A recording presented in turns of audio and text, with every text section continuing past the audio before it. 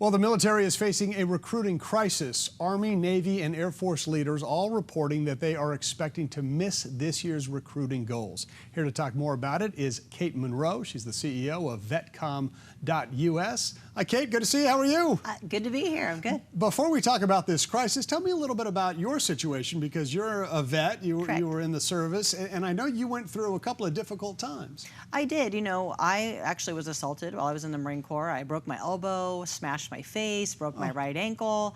I had a very difficult time, and people say, well, if you could go back, if you had a time machine, would you do it again? And I would tell everybody watching, if you're considering going in the military, even though it was very hard for me, it has been a launching pad for me. It changed the trajectory of my life. It gave me a lot of the platform that I have today, that grit, grind, determination, the ability to overcome. So even though I went through some hardship, I would recommend to other people, because it's a life changer, it's a game changer. Still, I would recommend that people go in. Yeah, that's interesting, the values that you got from it, and maybe if more people understood that, maybe they'd be more willing to sign up. Why do you think we are having this crisis?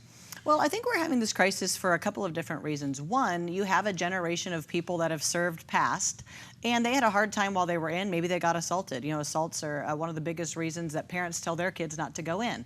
If they are part of, you know, more than 50% of people got assaulted in those other generations, so they tell their kids, hey, it's not safe, you shouldn't go in the military. So they hear that enough in their life. Are you talking about being assaulted by other military members? Correct. Yeah. Yeah. Okay. And so that's a huge problem. We have generations of people saying, hey, the VA doesn't treat me good, the military didn't treat me good, they had bad taste, you know, the Vietnam generation that came back, they didn't have anything good to say to their kids.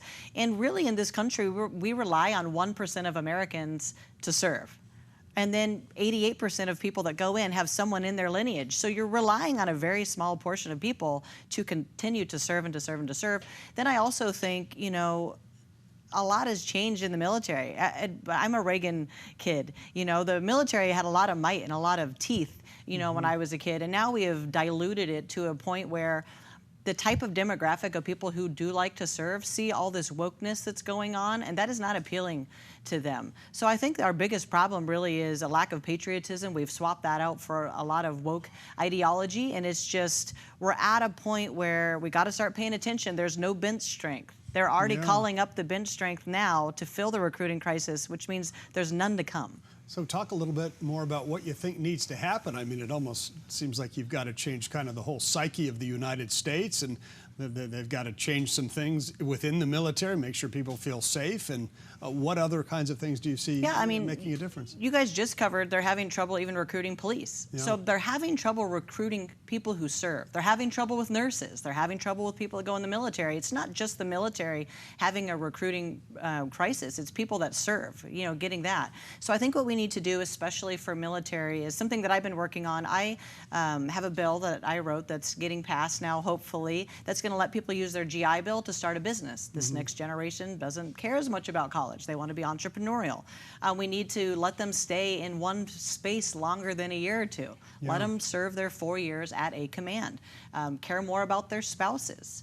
And also, I think that we need to take a look at, if you have smoked weed or have any kind of weed-related thing, most of the military is going to say no to you. Yeah. This next generation has a lot to do, you know, with smoking weed. It's just like you know, that they like to do, and that's a huge problem. We need to allow for. Let me get one more question, and I know they're.